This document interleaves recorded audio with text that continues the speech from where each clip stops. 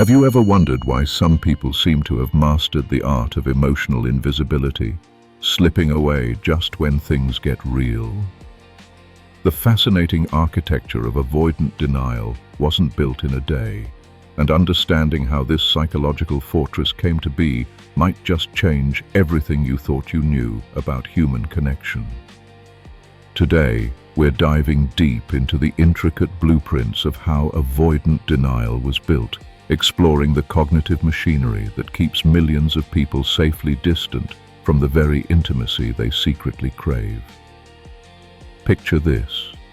Somewhere right now, someone is receiving a heartfelt text message that makes their chest tighten, and instead of responding with warmth, they're crafting the perfect casual reply that reveals absolutely nothing. This isn't cruelty, it's engineering. The avoidant attachment system operates like a sophisticated defense network, complete with early warning systems, automatic responses, and fail-safe mechanisms that would make any military strategist proud. But here's what makes this particularly intriguing. The person operating this system often has no idea they're doing it.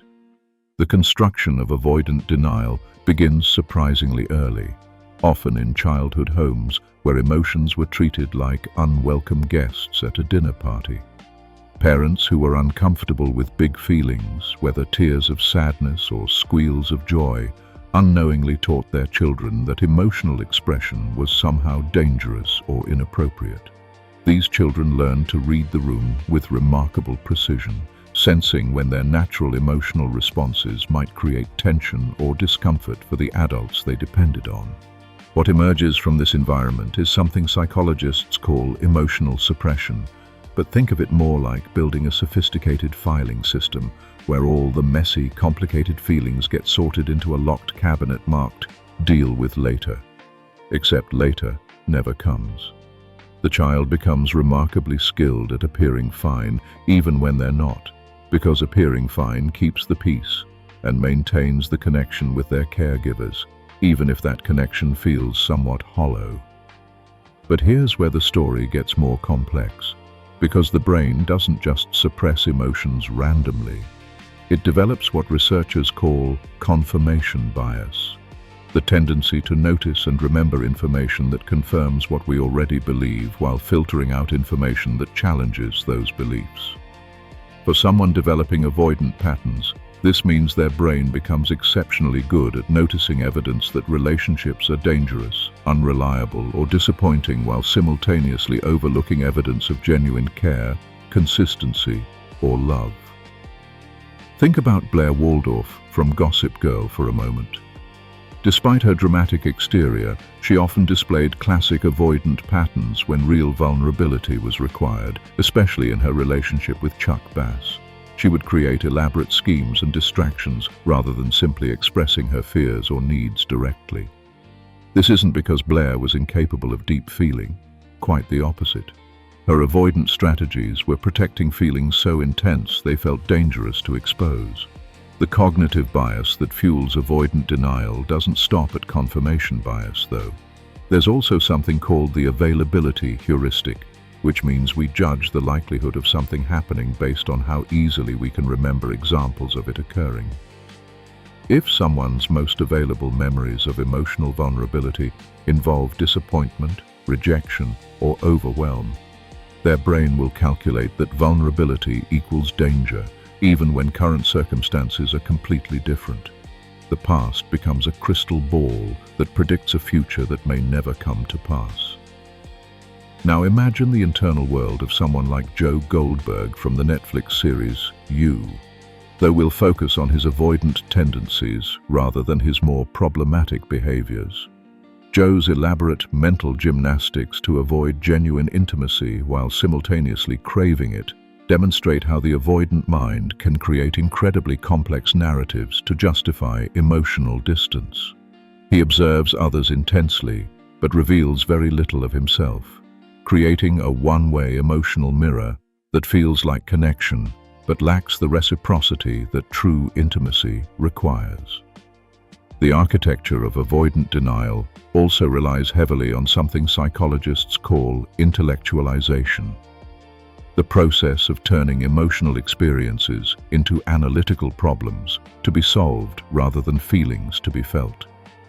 This shows up as endless research about relationships instead of actually having vulnerable conversations, or creating detailed theories about why someone is acting a certain way rather than simply asking them directly. The thinking mind becomes a sophisticated refuge from the feeling heart.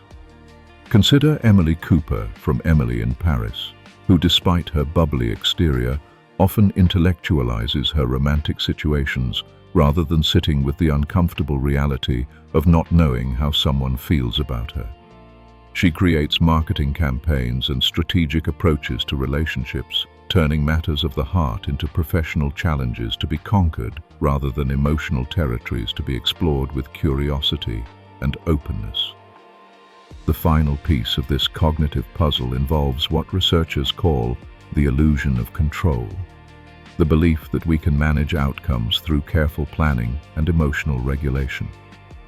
Avoidant denial provides a seductive promise. If you don't get too attached, don't expect too much, and don't reveal too much, you won't get hurt. This feels like wisdom, like emotional intelligence, like strength. And in many ways, it is a form of intelligence, just one that prioritizes safety over connection, protection over possibility. But here's what makes this story particularly poignant. The very strategies that once provided protection can eventually become prisons. The child who learned to be emotionally self-sufficient becomes the adult who struggles to ask for help. The teenager who perfected the art of seeming fine becomes the adult who feels fundamentally alone even in crowded rooms. The young person who learned that needing others was dangerous becomes the adult who creates relationships that confirm this belief by keeping everyone at arm's length. Understanding how avoidant denial was built isn't about assigning blame or pathologizing natural protective responses. Instead, it's about recognizing the sophisticated psychological architecture that many people carry and developing compassion for the brilliant, if sometimes limiting, ways that humans learn to survive and protect themselves. The same cognitive biases that maintain avoidant denial can be gradually rewired through awareness, practice, and the kind of patient, consistent relationships that prove the old rules no longer apply. If you want to better understand someone's attachment style, see the link in the description to one of the most popular books on attachment theory. Picture Sarah, a marketing executive who had perfected the art of being needed without ever needing anyone in return. She was the friend everyone called during a crisis, the colleague who stayed late to help others meet deadlines, the daughter who never asked her parents for emotional support. Sarah's life looked successful from the outside. Great career, beautiful apartment, active social calendar, but she felt like she was watching her own life through glass. The turning point came during what should have been a celebration. Sarah had just received a major promotion, and her best friend surprised her with a small party. As everyone toasted her success, Sarah felt a familiar sensation, that strange combination of gratitude and emptiness that had followed her for years. She appreciated the gesture, but she couldn't shake the feeling that if these people truly knew her, really knew the messy, uncertain, sometimes frightened person beneath the competent exterior, they might not be celebrating at all. That night, alone in her apartment, Sarah found herself doing something she rarely did. She cried. Not the controlled, private tears she occasionally allowed herself, but deep, body-shaking sobs that seemed to come from somewhere she'd forgotten existed. The promotion had forced her to confront something she'd been avoiding. Despite all her success, she felt profoundly lonely. She had mastered the art of being close enough to care about people, but far enough away to avoid being truly seen. Sarah's story began, like many avoidant patterns, in a childhood home where emotions were managed rather than experienced. Her parents weren't cruel or neglectful, quite the opposite. They were successful professionals who valued achievement, composure, and what they called not making mountains out of molehills. When young Sarah came home upset about friendship drama or school struggles, Her parents would offer solutions, advice, and gentle reminders that she was strong enough to handle anything. These weren't bad parents, and their intentions were loving. But somewhere in those well-meaning responses, Sarah learned that her distress was a problem to be solved rather than an experience to be understood. She learned that emotional self-sufficiency was a virtue, that needing others was a sign of weakness, and that the fastest way to make uncomfortable feelings disappear was to focus on helping others with their problems instead. The pattern served Sarah well for years. She became exceptionally skilled at reading others' emotional needs, while remaining mysteriously unavailable when it came to her own. Friends often commented on how together she seemed, how they wished they had her strength and independence. Sarah collected these compliments like armor, proof that her strategy was working, evidence that she had mastered the art of living without the messy vulnerability that seemed to complicate everyone else's lives. But here's what Sarah didn't realize, and what makes her story so universally relatable. She wasn't actually avoiding vulnerability. She was just experiencing it in private, where no one could offer comfort, perspective, or connection. Every time she felt uncertain about a relationship but didn't voice her concerns, she was being vulnerable to her own anxious thoughts. Every time she felt hurt by someone's actions but pretended it didn't matter, she was being vulnerable to resentment and disconnection. The vulnerability was still there, it just had nowhere to go. The promotion celebration became a catalyst for Sarah because success had always been her refuge from emotional complexity. Achievement was concrete, measurable, and didn't require her to navigate the uncertain territory of what she needed from others. But standing in her living room, surrounded by evidence of professional accomplishment, she couldn't escape the growing awareness that she had optimized her life for safety at the expense of satisfaction. Sarah's journey toward recognizing her avoidant patterns wasn't dramatic or sudden. Instead, it unfolded through small moments of awareness. Noticing how she changed the subject when conversations got too personal, recognizing her tendency to date people who were emotionally unavailable, thus confirming her belief that emotional needs were burdens. Observing how she felt both grateful for and uncomfortable with genuine offers of support from friends. The breakthrough came through an unexpected source, her relationship with her neighbor's dog. Every morning, this golden retriever would wait by the fence for Sarah's attention, tail wagging with uncomplicated enthusiasm. The dog didn't care about Sarah's achievements or her competence. It simply wanted connection for its own sake. Something about this pure, uncomplicated desire for contact began to crack open something in Sarah that she'd kept carefully sealed. Through therapy and gradual experimentation with vulnerability, Sarah began to understand that her avoidant patterns weren't character flaws, but rather intelligent adaptations to early experiences that no longer served her adult life. She started small, mentioning to a friend when she felt nervous about a work presentation, asking for help when she was overwhelmed instead of handling everything herself, expressing appreciation not just for what people did, but for who they were. The most profound shift came when Sarah realized that the emotional self-sufficiency she'd prized was actually a form of emotional hoarding.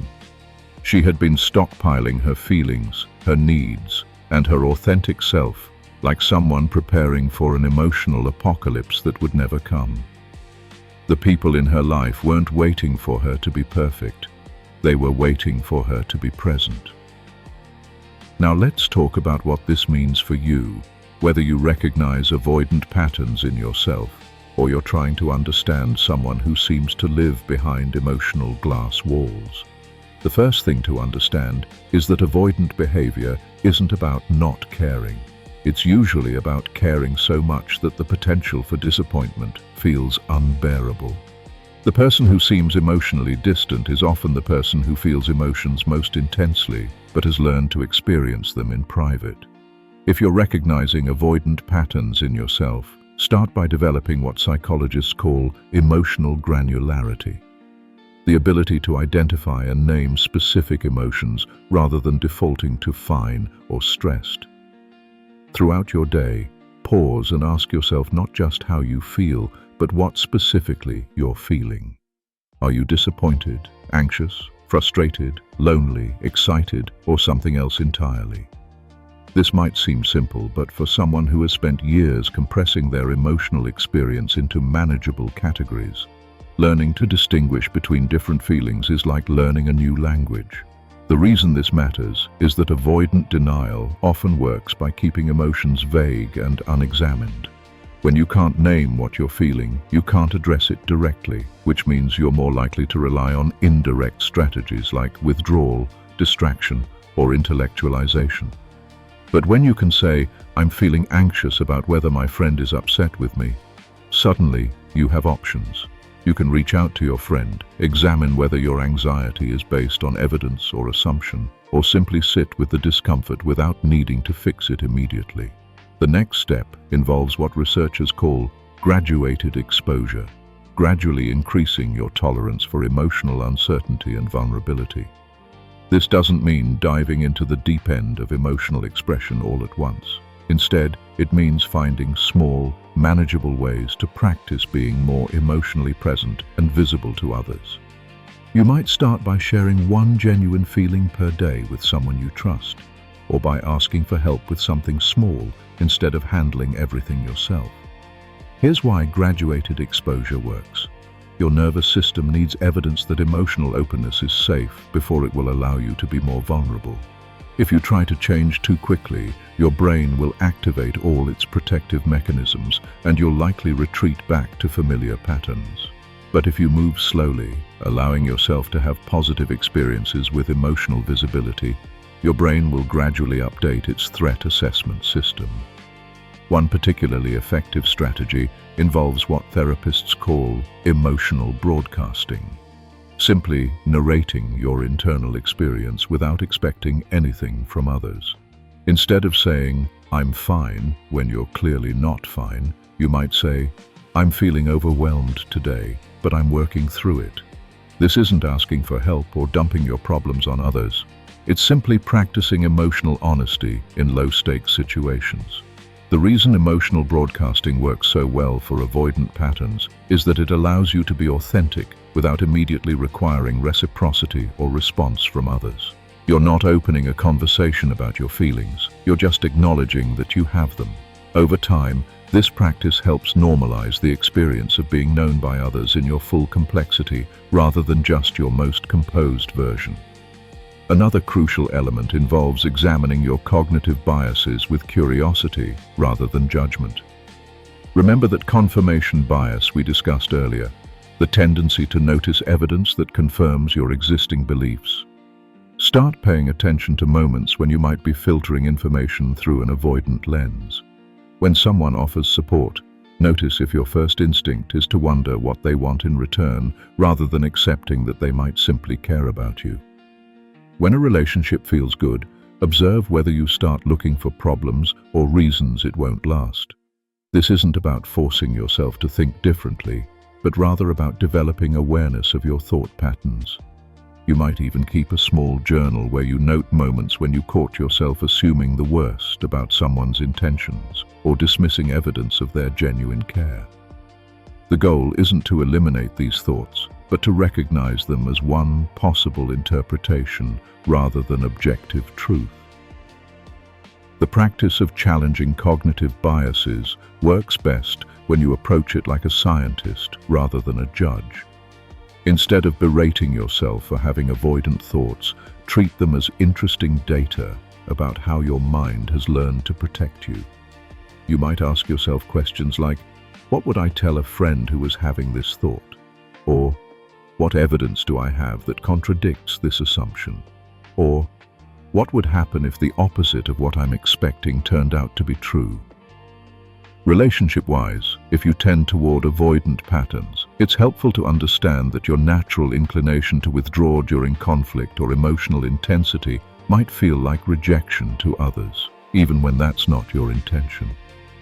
Instead of disappearing when things get complicated, try communicating your process. You might say something like, "I need some time to think about this, but I want to continue the conversation tomorrow." Or, "I'm feeling overwhelmed right now, but this relationship matters to me and I want to work through this. This kind of communication serves two purposes. It gives you the space you need to process without completely shutting down connection, and it gives the other person information about your internal experience, rather than leaving them to guess why you've gone quiet. Remember, most people can handle almost any truth. It's the uncertainty and silence that tends to create anxiety and conflict in relationships. If you're trying to understand or connect with someone who has avoidant patterns, the most important thing to remember is that patience and consistency will accomplish more than pressure or emotional intensity ever could. Avoidant patterns developed as protection against unpredictability and emotional overwhelm, so the antidote is usually steady, reliable presence rather than dramatic gestures or confrontations about their emotional availability. This means showing up consistently without keeping score, offering support without expecting immediate reciprocity, and demonstrating through your actions that you're not going anywhere when things get difficult. It also means not taking their need for space personally. Their withdrawal isn't usually about you. It's about their relationship with vulnerability itself. One of the most loving things you can do for someone with avoidant patterns is to notice and acknowledge their small steps toward openness, rather than focusing on how far they still have to go.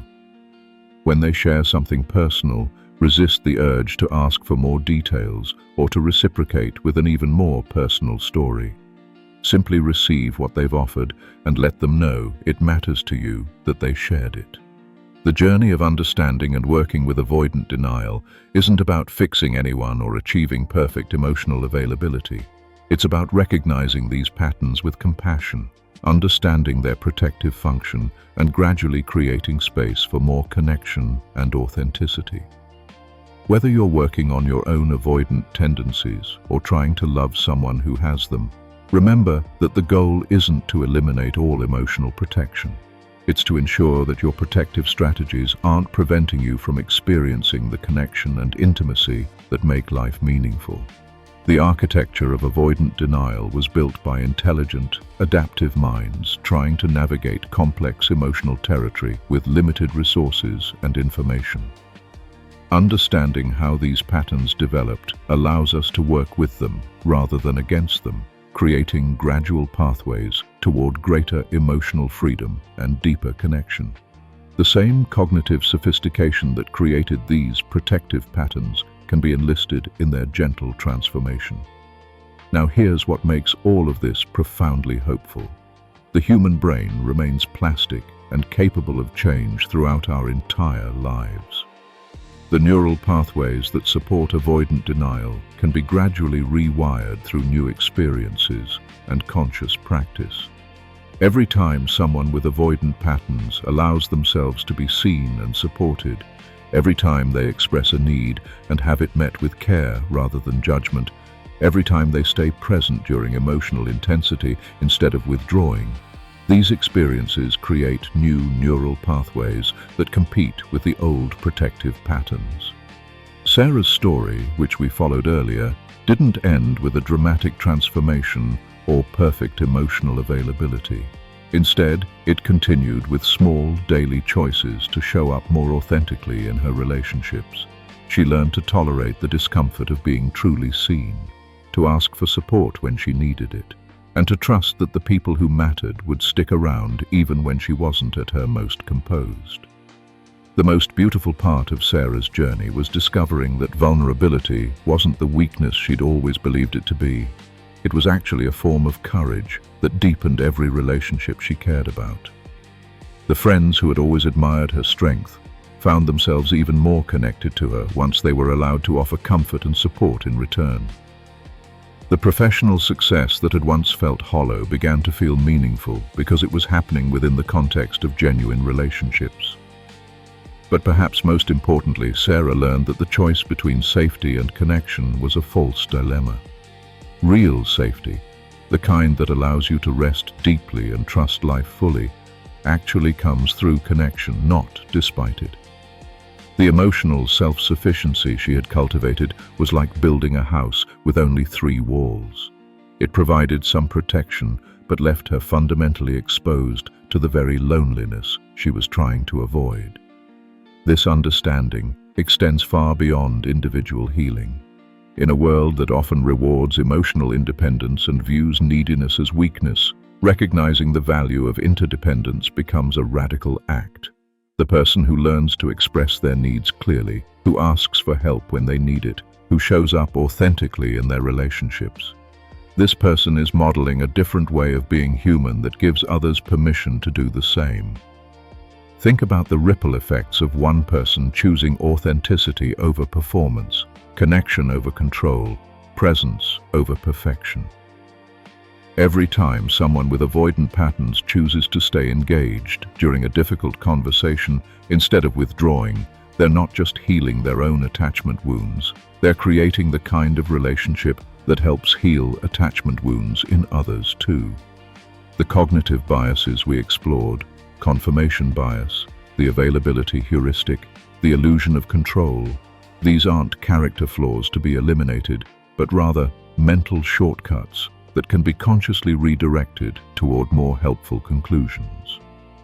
When you notice your mind automatically assuming that someone's delayed text response means they're losing interest, you can acknowledge this thought and then deliberately look for alternative explanations. When you find yourself trying to control outcomes in relationships through emotional withdrawal, you can recognize this pattern and experiment with staying present instead. This work isn't easy, and it's not quick. Avoidant denial was built through thousands of small experiences over many years, and its transformation happens through thousands of small, different experiences over many more years. There will be setbacks, moments when the old patterns feel safer and more familiar than the new possibilities you're creating. This is normal and expected, not evidence that you're failing or that change isn't possible. What sustains this journey is remembering that every step toward greater authenticity and connection isn't just healing for you, it's healing for everyone whose life touches yours. The parent who learns to express their own needs teaches their children that having needs is human and acceptable. The partner who practices staying present during conflict creates safety for deeper intimacy. The friend who asks for support when they're struggling gives others permission to do the same. The ultimate irony of avoidant denial is that in trying to protect ourselves from disappointment and rejection, we often create the very isolation we're trying to avoid. But the reverse is also true. In choosing vulnerability and authenticity, we create the conditions for the deep connection and belonging that our hearts have been seeking all along. As you move forward from this understanding, remember that the goal isn't perfection, but rather progress. You don't need to become someone completely different. You just need to become more fully yourself, including the parts of yourself that need others, that feel uncertain sometimes, that long for deep connection and authentic belonging. These aren't weaknesses to overcome, but rather essential aspects of your humanity to embrace and honor. The architecture of avoidant denial was built by a brilliant mind trying to solve the complex puzzle of human connection with limited information and resources. Now, with greater understanding and conscious choice, you can begin building something new. Relationships based on authentic presence rather than protective performance. Connections that nourish rather than drain, and a life that honors both your need for autonomy and your deep longing for belonging. The journey toward healing avoidant patterns isn't about tearing down all your emotional defenses at once. It's about gradually transforming them from rigid walls into flexible boundaries that can open when connection is safe and close when protection is needed. This is the wisdom of mature attachment, knowing when to be vulnerable and when to be protected, when to lean in and when to step back, when to offer support and when to ask for it. Your story, like Sarah's, is still being written. Every choice you make toward greater authenticity, every moment you choose presence over withdrawal, every time you allow yourself to be truly seen by another person, these are the new chapters that transform not just your own life, but contribute to a world where emotional honesty and genuine connection become the norm rather than the exception. Thank you for watching. If you want to learn how to better understand avoidance, relationships, and psychological biases, then subscribe to our channel, because you deserve beautiful relationships.